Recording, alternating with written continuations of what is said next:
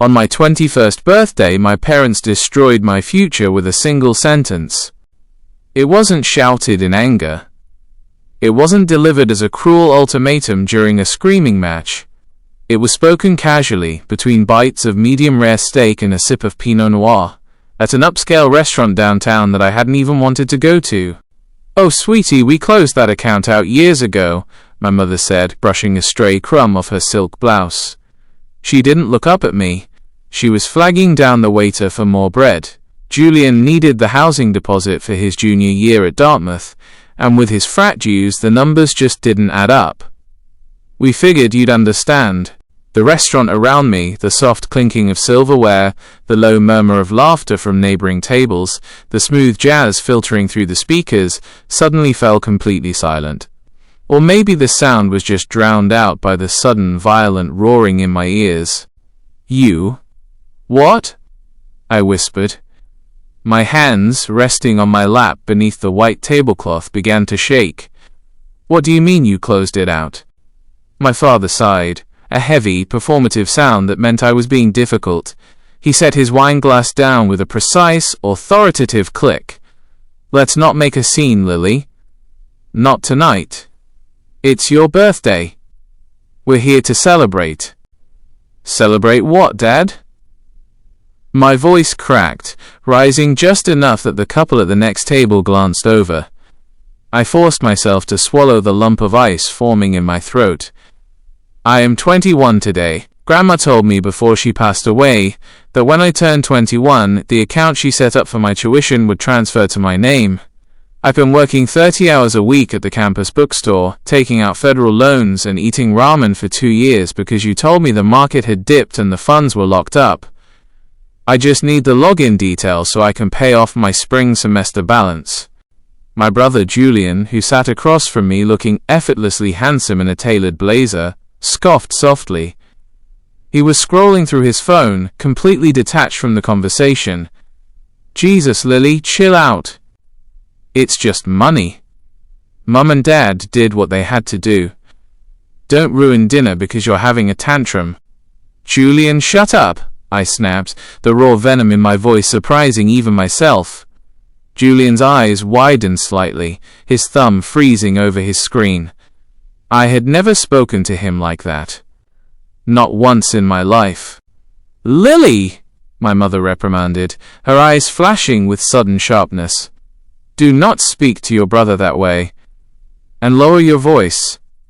We are trying to have a nice family evening." "A nice family evening?" I looked from my mother's perfectly manicured face to my father's stern, unyielding expression. "You stole my inheritance. Grandma explicitly left that $50,000 for my education. She gave Julian his share when he turned 18, and he blew through it in his first 2 semesters on parties and spring breaks." "He did not blow through it," my father corrected coldly. "Julian was networking. In Ivy League circles, social standing is just as important as academics. When his funds ran low, your mother and I looked at the situation logically. Julian was on track for a high-powered career in corporate finance. He had internships lined up. He was a safe, high-yield investment for this family's future. You were taking general education classes at a state school, living at home, and hadn't even declared a major yet. I hadn't declared a major because I was trying to figure out what I could afford." The tears were streaming down my face now, hot and humiliating. "I was trying to save you guys money. I thought we were struggling." "We were struggling, Lily," my mother said, her tone softening into that patronizing, gentle cadence she used whenever she wanted to manipulate me into compliance. "With Julian's tuition, the mortgage, and your father's firm restructuring, we had to make an executive decision. You've always been the responsible one. You're quiet, you're resilient, you don't mind putting in the extra hours. We knew you would figure things out. You would survive. But Julian needed that extra push. He has a very specific, bright trajectory, and as his parents, it was our duty to ensure he didn't stumble at the finish line. So you tripped me instead," I whispered.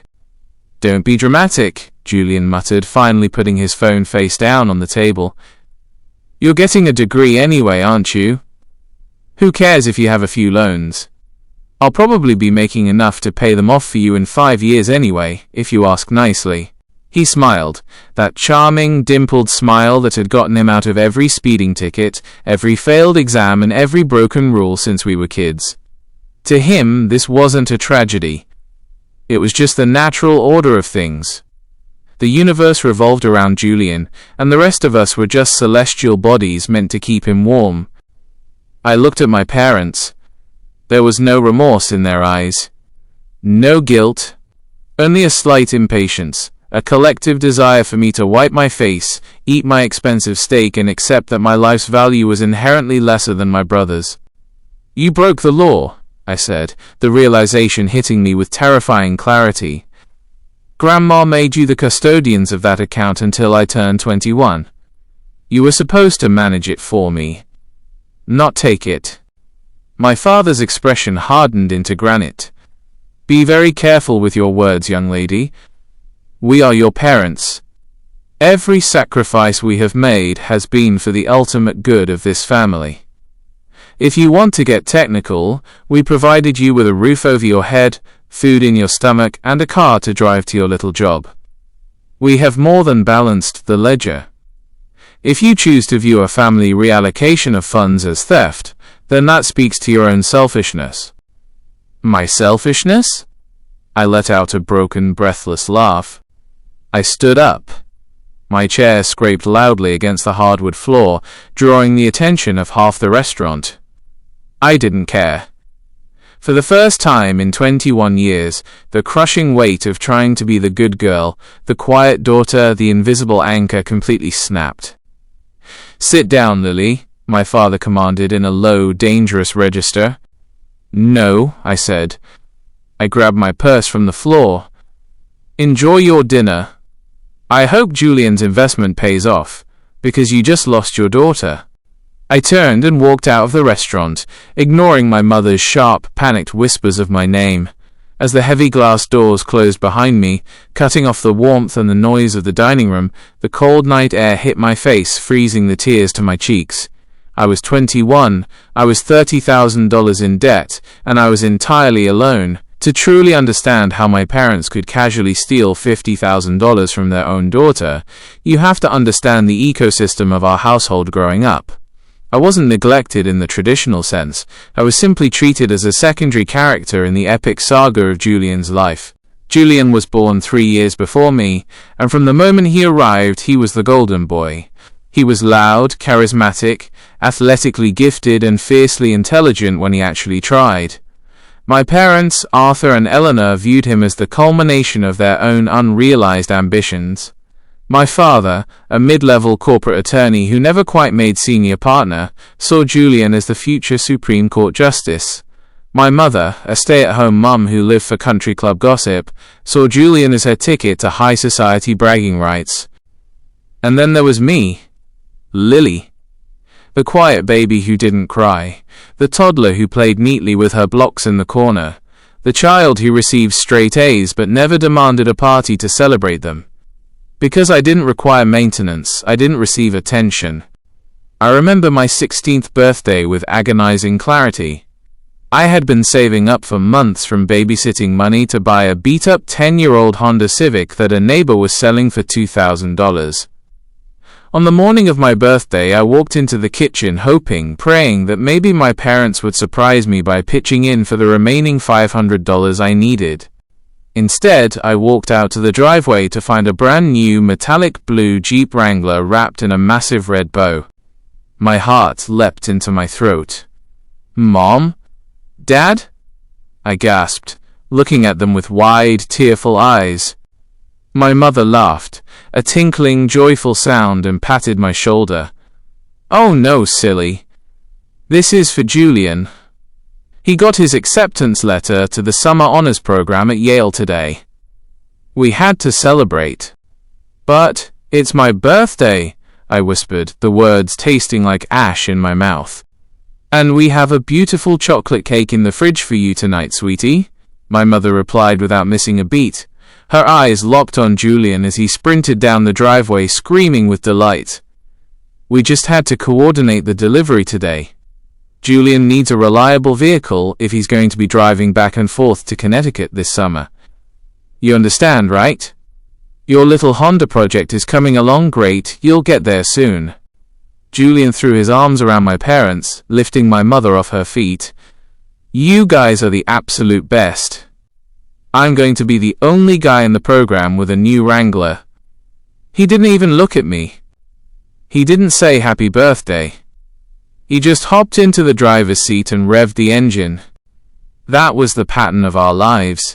When Julian wanted to play club soccer, which cost $3,000 a season in travel fees and equipment, my father gladly pulled out his credit card. When I asked to take advanced oil painting classes at the local community art center, a class that cost $200, my mother sighed and said, "Lily, art is a wonderful hobby, but we have to be realistic about our budget. Why don't you check out some tutorials on YouTube? You're so self-sufficient anyway." Every family vacation was meticulously engineered around Julian's schedule. We spent our summers traveling to showcase tournaments, sitting on blistering metal bleachers in Ohio or Florida, cheering until our throats were raw for Julian's team. My sole role on those trips was to keep track of Julian's water bottles and make sure his uniform was clean for the next match. If I asked to visit a museum or a historical site while we were in a new city, I was met with collective groans. "We don't have time for that, Lily. Julian has a scout watching him at 4 p.m. I remember one specific evening during my senior year of high school. The envelope arrived from the university I had dreamed of attending since I was a little girl, the University of Washington. It was a top-tier school for my interest in environmental science, and I had worked myself to the bone to maintain a 4.2 GPA, captain the debate team, and volunteer at the local shelter to build a flawless application. I opened the thick envelope at the kitchen table. "Congratulations, Lily," I screamed with joy, holding the paper in the air. "Mom! Dad! I got in! I got into UW!" My dad looked up from his laptop, blinking as if pulling himself out of a trance. "Oh. Great job, kiddo. That's a solid school." Before I could even process the lukewarm response, my mother burst through the front door, waving a different piece of paper, her face flushed with ecstatic energy. "Arthur, Julian got his midterm grades from Dartmouth. He made the dean's list. We need to make reservations at the grill right now." My father instantly bolted upright, his face lighting up with a radiance I had never seen directed at me. "The dean's list? In his first year? That's my boy. Get your coat, Eleanor, this is massive." They both hurried toward the closet, completely ignoring me sitting at the table with my acceptance letter.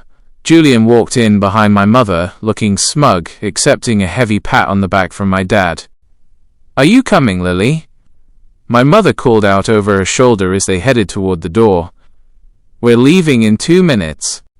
"No," I said quietly, folding my letter back into its neat creases. "I have a lot of homework." "Suit yourself," my dad shouted back. "More steak for us." The front door clicked shut, and the house fell into that heavy, oppressive silence I had come to know so well. I sat at that table for an hour, staring at the wall. The only person who had ever truly seen me was my grandmother, Evelyn.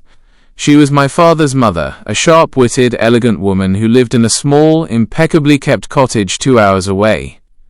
She was the only one who didn't fawn over Julian. When Julian would brag about his goals or his expensive gear, Grandma Evelyn would look at him with a cool, discerning eye and say, "That's nice, Julian. Let's hope your character matches your lifestyle someday." But when she looked at me, her eyes softened. She would take my calloused hands, the hands of a girl who worked the cash register at a local diner until 10 p.m. on school nights, and squeeze them tight. "You're the deep water, Lily," she had whispered to me during my last visit to her house, just months before her sudden stroke. "Your parents are looking at the surface, captivated by the ripples, but they don't know how deep you go. Don't let them drain you to fill his bucket. Keep your head down, work hard, and remember that I am watching." She had died 2 years ago, and with her death, the only buffer between me and my family's profound indifference was completely gone. I had spent the last 2 years clinging to the knowledge that she had left me a safety net, the $50,000 college fund she had openly established for me.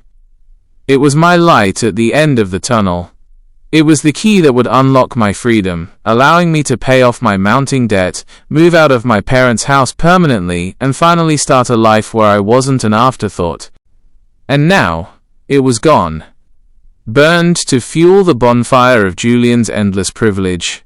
The weeks following my 21st birthday dinner were a blur of absolute suffocating despair. I didn't go back to my parents' house that night.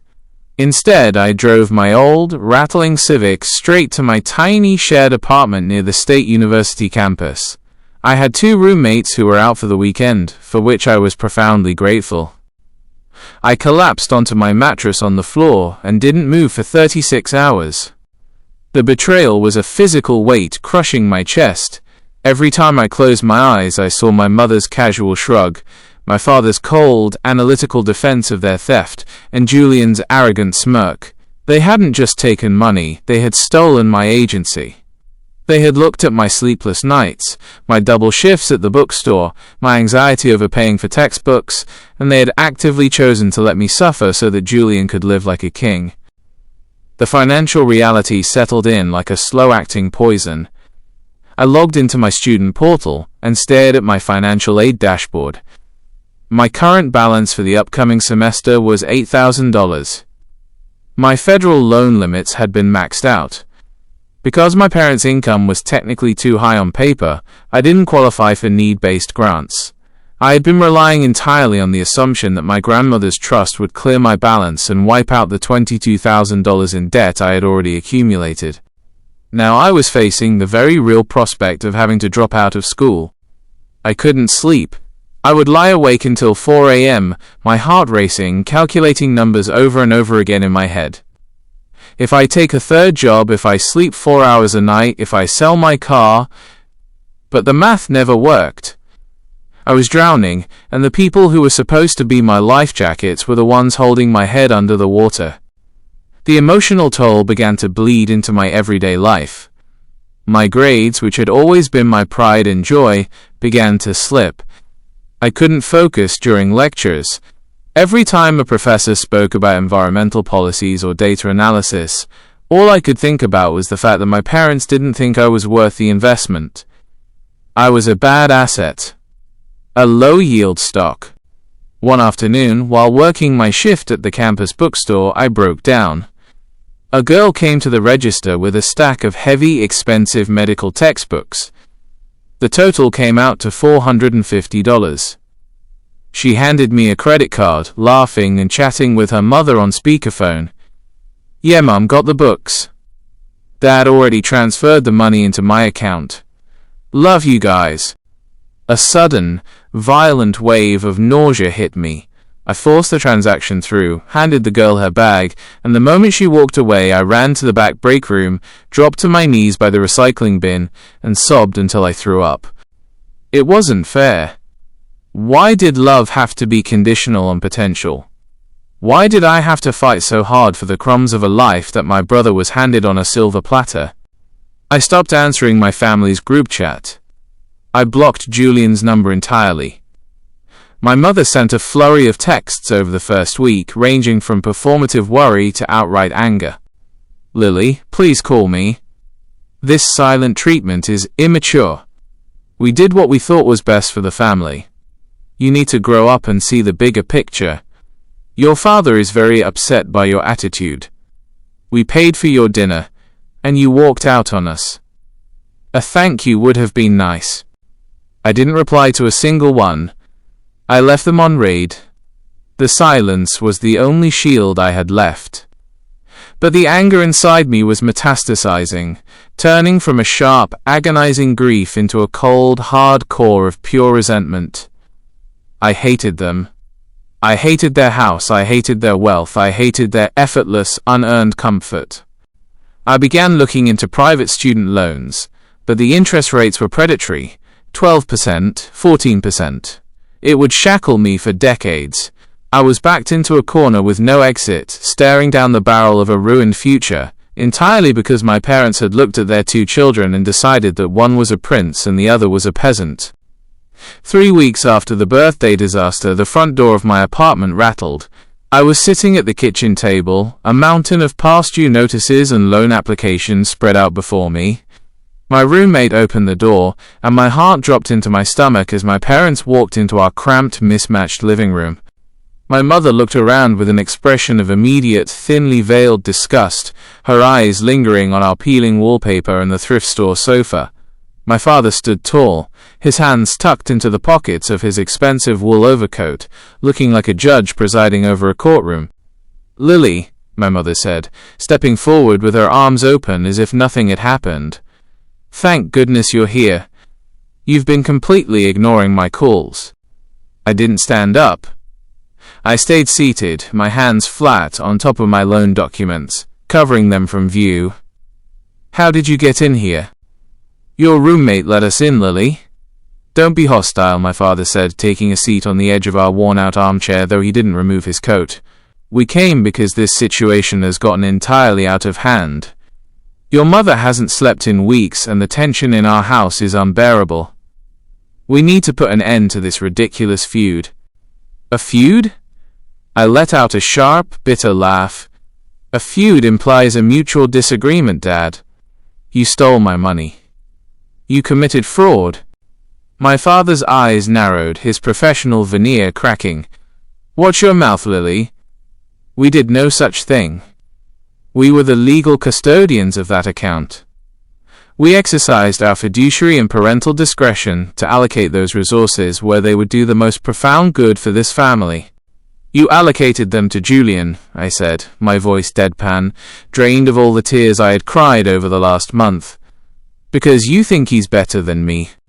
"That is completely untrue, and you know it," my mother cried, taking a step toward the table, her face twisting into an expression of desperate justification. "Lily, look at yourself. You have always been so independent, so incredibly strong. Even when you were a little girl, you would just figure things out on your own. You didn't need us the way Julian needed us." "I didn't need you? Or you just didn't want to bother?" "Julian is sensitive, Lily," she argued, her voice rising in pitch. "He is under immense pressure at Dartmouth. The environment there is cutthroat, and his mental health was suffering because of the financial stress. If he had dropped out, or if he had been forced to take a leave of absence to work, it would have ruined his entire career alignment. His life would have been derailed." "And what about my life?" I stood up then, the chair scraping loudly against the linoleum. "Look at this table. Look at these loan applications. I am facing a 12% interest rate just to pay for my senior year. I might have to drop out next month because I can't afford the tuition balance. Does my life not have a trajectory, Mum? Does my future not matter to you at all?" My father stood up to face me, his voice adopting that booming, court-ready resonance that always silenced the house. "You are missing the fundamental economic reality here, Lily. Julian is on track to secure an analyst position at a top-tier firm on Wall Street by next summer. His starting salary will be upwards of $150,000. When he is established, he will be in a position to elevate this entire family. He will be able to help you pay off your loans. He will be a resource for all of us. You are pursuing a degree in environmental science. The average starting salary in that field is peanuts, Lily. It would take you 20 years to pay back the family fund if we had spent it on you. It was a matter of basic math. We capitalized on our highest value asset." I stared at him, completely horrified. "An asset? I'm a low-value asset to you." "You are putting words in my mouth to play the victim," my father snapped. "We knew you would figure it out because you always do. You would take out a few loans, work a few more hours, and you would cross the finish line just fine. You have the grit for it.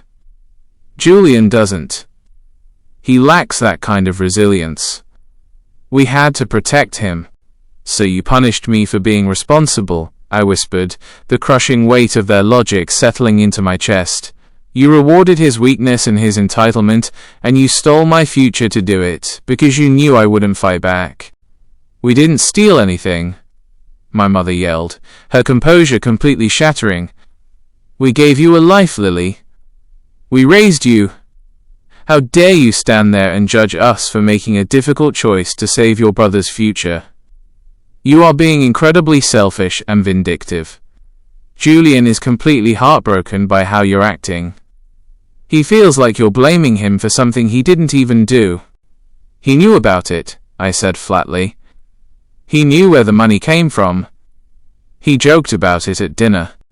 Because he was trying to lighten the mood, my mother defended.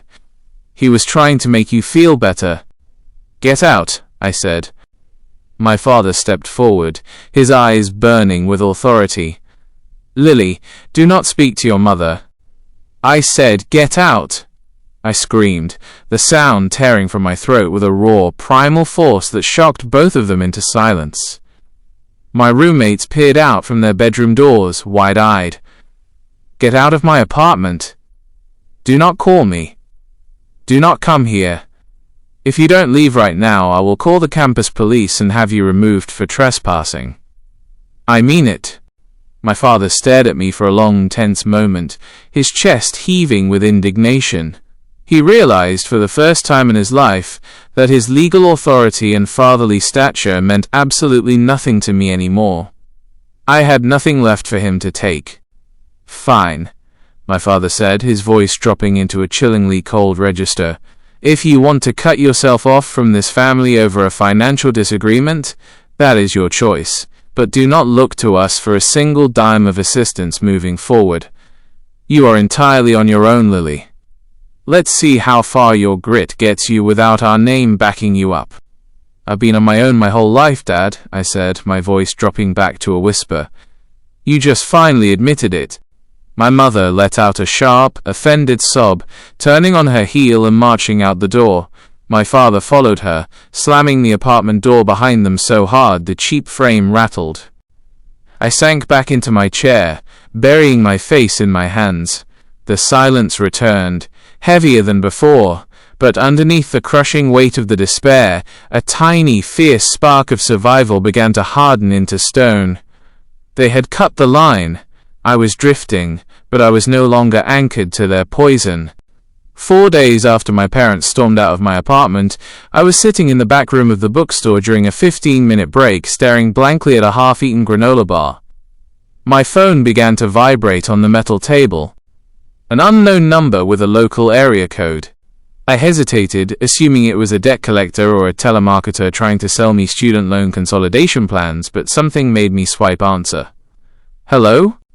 Is this Miss Lily Harrison? A crisp, professional, and distinctly elderly male voice asked. Yes, this is Lily. Miss Harrison, my name is Richard Vance. I am the senior partner at Vance, Sterling and Associates. I was your late grandmother Evelyn Harrison's personal estate attorney for over 30 years. My breath caught slightly in my throat at the mention of Grandma Evelyn's name. A sudden wave of grief, sharp and fresh, washed over me. Oh. Hello, Mr. Vance. Is everything okay?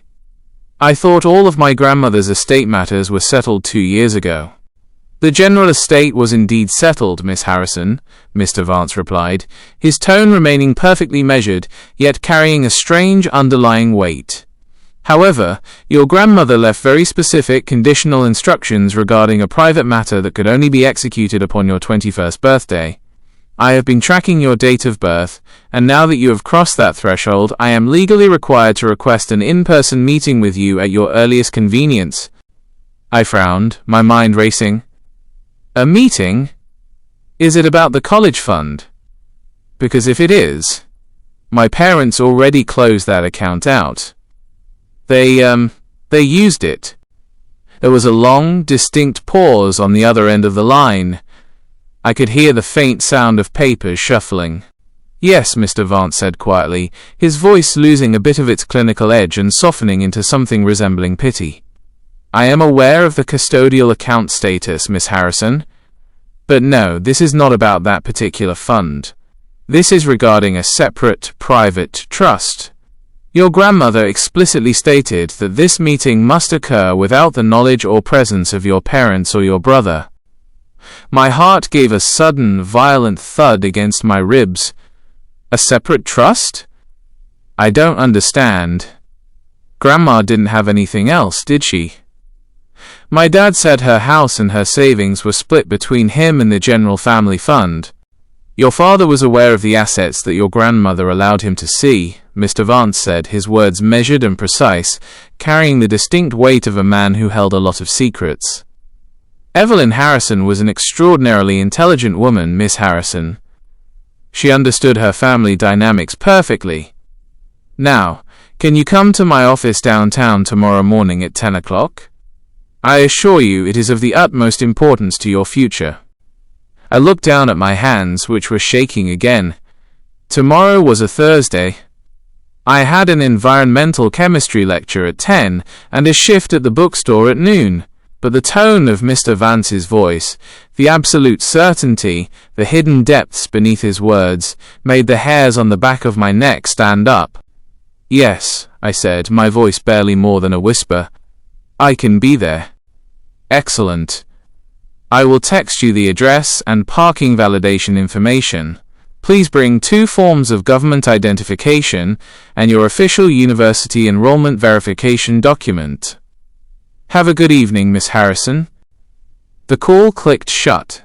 I sat there in the dim break room, the automated hum of the vending machine the only sound around me. A separate trust? Grandma knew. What could she have possibly hidden from my father, who was an attorney himself and had gone through her finances with a fine-toothed comb after her death? Suspense coiled tightly in my gut. I didn't sleep at all that night.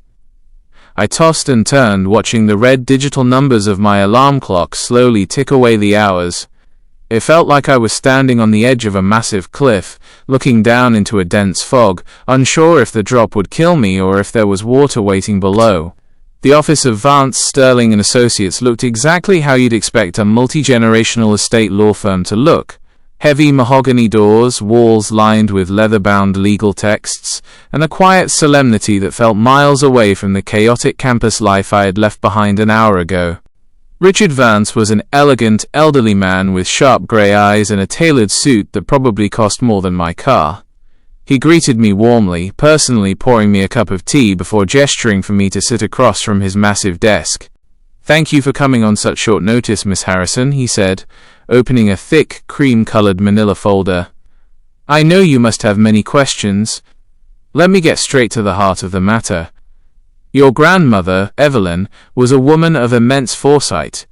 She loved her son, your father, but she was not blind to his flaws, nor was she blind to the toxic environment your parents created in their household. He pulled out a document stamped with a gold seal. The $50,000 custodial account your parents drained. Evelyn knew there was a high probability they would do exactly that. She knew they viewed your brother as their golden investment and you as an independent variable who could manage on her own. In fact, she set that account up as a litmus test. I blinked, stunned. A litmus test? Yes, Mr. Vance smiled faintly. She wanted to see if Arthur and Eleanor would respect her explicit wishes regarding your education, or if their favoritism would lead them to commit a breach of trust. Sadly, they proved her right. But that account was a drop in the bucket, Lily. Mr. Vance slid a second document across the table. I looked down at the header, the Evelyn Harrison Irrevocable Trust. Your grandmother's father was an early investor in commercial real estate throughout the Pacific Northwest, Mr. Vance explained quietly. When he passed, he left her a substantial portfolio that she managed privately, entirely separate from your grandfather's assets. Your father never knew about it because she placed it into an offshore irrevocable trust decades ago. The sole beneficiary of that trust is you. My fingers trembled as I turned the page to the asset summary. My eyes scanned the numbers, trying to make sense of the commas and zeros. I don't understand, I whispered, my voice cracking. How much is this? As of closing yesterday, the liquid capital, combined with the real estate holdings, is valued at approximately $6.4 million, Mr. Vance said, his tone entirely matter-of-fact. The room spun. $6.4 million. The trust remained completely locked until your 21st birthday, structured specifically so that it could never be claimed as a marital asset, a family asset, or accessed by any custodian, Mr. Vance continued, watching my reaction with a look of quiet satisfaction. It transfers entirely into your name today. Furthermore, your grandmother left a specific clause. If your parents drained the $50,000 educational account, a secondary legal mechanism triggers immediately. I looked up from the paper, my breath catching. What mechanism? Mr. Vance's eyes glinted with a sharp professional edge. A demand for a full forensic accounting of the custodial fund. Your grandmother structured that specific account so that if the funds were used for anything other than your direct educational expenses, it constitutes a felony breach of fiduciary duty. Since your brother Julian is 24 and no longer a minor, he and your parents can be held personally and criminally liable for asset theft and fraud. Your grandmother left a video recording for you, Lily. Would you like to see it? I could only nod, my heart hammering against my ribs. Mr. Vance turned a sleek laptop around and pressed play.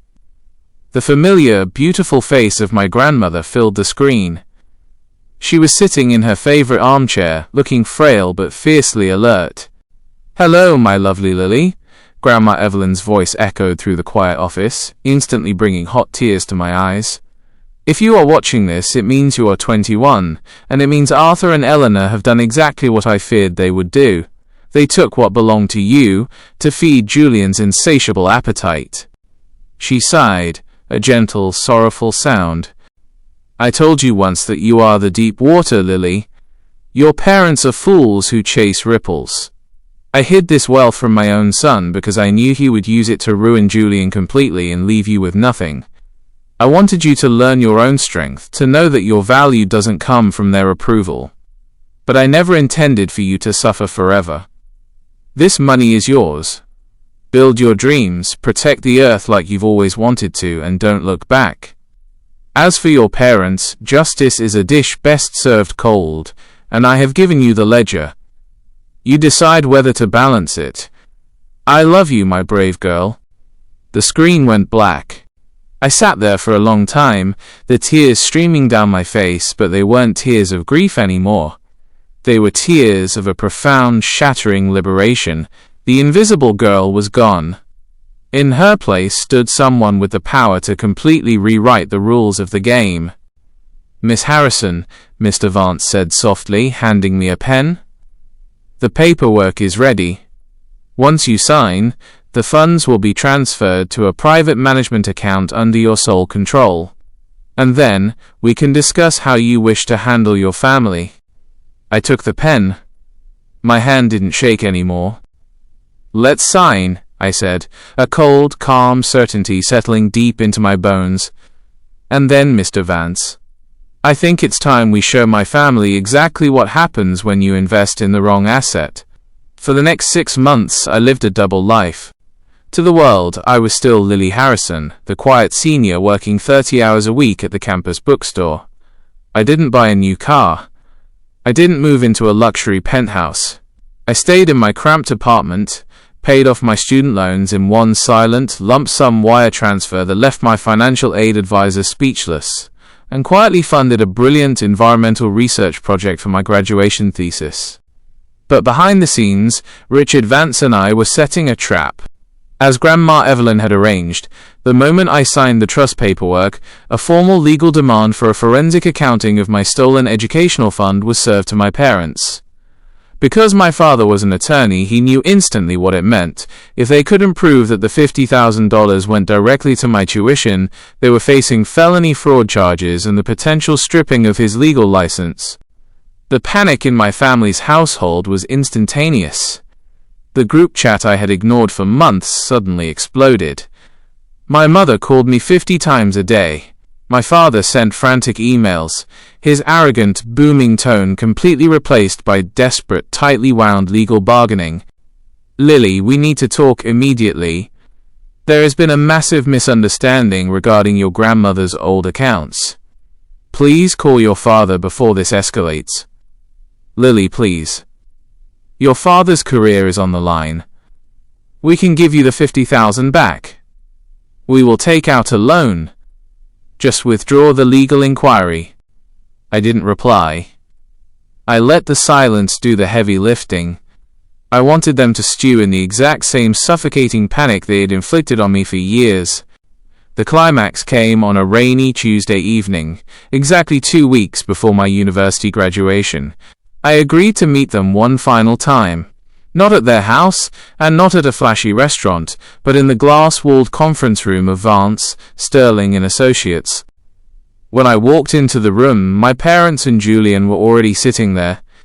They looked exhausted. My mother's eyes were bloodshot, her perfectly styled hair slightly disheveled. My father looked 10 years older, staring blankly at a legal pad. Julian sat next to them, stripped of his usual Ivy League arrogance, looking terrified. Lily, my mother gasped, half rising from her chair. Thank God. Look, we brought a cashier's check. $50,000. It's all there. We took out a second mortgage on the house to cover it.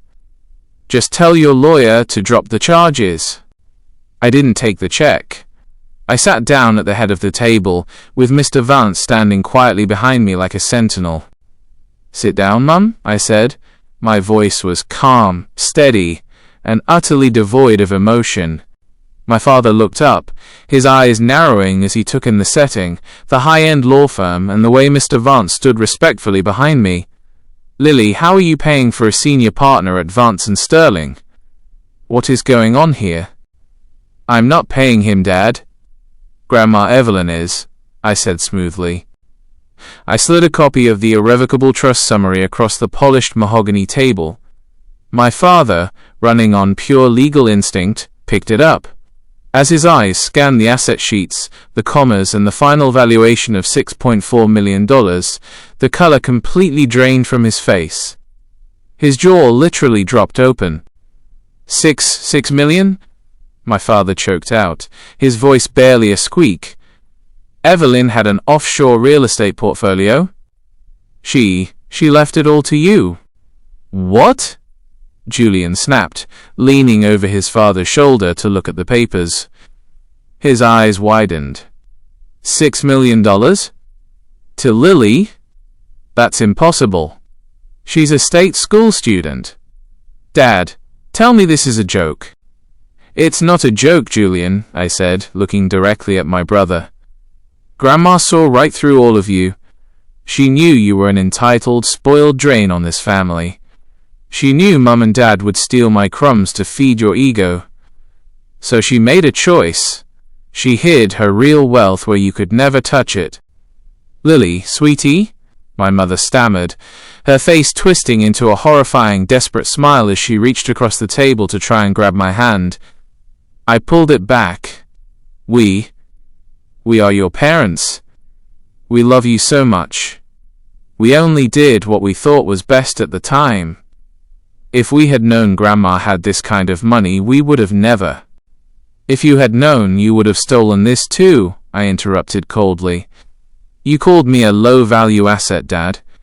You told me Julian was the safe, high-yield investment for this family's future. You told me my life's trajectory didn't matter because my degree would only make peanuts. My father looked down at the table, completely broken. He knew his own words were the nails in his coffin. So here is how the ledger balances, I continued, leaning forward. I'm not going to press criminal charges. I won't send my own parents to jail, and I won't ruin Julian's precious Wall Street career before it even starts. Consider that the final act of the good, responsible daughter you took for granted. My mother let out a massive sigh of relief, clutching her chest. Oh, thank you, Lily, thank you. But, I cut her off, the word dropping like a guillotine. The check for $50,000 stays with me. That is my inheritance, and you will pay it back. Furthermore, as of right now, I am legally changing my name. I will no longer carry the Harrison name. I am taking Grandma Evelyn's maiden name. I am cutting all ties with you. Do not call me. Do not come to my graduation. If any of you attempt to contact me or step foot on my property, Mr. Vance will slap you with a restraining order so fast your heads will spin. Lily, you can't just disown your own family, Julian yelled, his voice cracking with sudden rage and jealousy. You're a millionaire now. You're just going to leave us with a second mortgage? You're going to keep all of that for yourself? I stood up, smoothing down my thrifted blazer. For the first time in 21 years, I felt entirely light. The crushing grey fog that had followed me my entire life had completely evaporated. Julian, I said, looking at him with nothing but pure pity. You're the big investment, remember? I'm sure you'll make enough to pay off Mum and Dad's new mortgage in 5 years, if you ask nicely. I turned my back on them, ignoring my mother's sobbing pleas and my brother's angry shouts. As Mr. Vance opened the heavy conference room door for me, I walked out into the crisp, clean evening air. 2 weeks later, I walked across the graduation stage. When they called my name, Lily Evelyn Vance, I graduated summa cum laude. There was no one in the bleachers cheering for me from the Harrison family. But as I looked up into the bright, open sky, holding my degree in one hand and my future in the other, I knew I wasn't alone. I was the deep water, and I was finally free.